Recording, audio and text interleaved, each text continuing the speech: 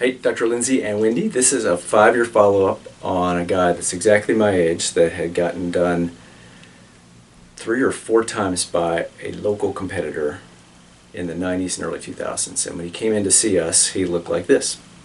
And so, you know, those hairs that he's already paid for are working. So we just plant more hairs around them. And we started at the front and we went about halfway back to his crown.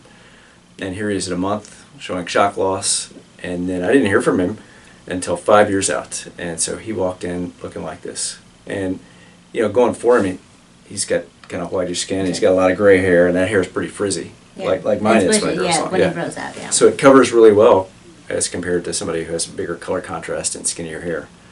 But at 5.5 years, that looks really good.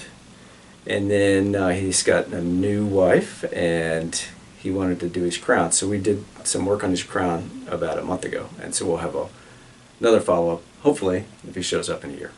Maybe in 5. Anything you want to add to that? No, he looks good. He was happy. Yeah. If we can help you, please give us a call. Thanks.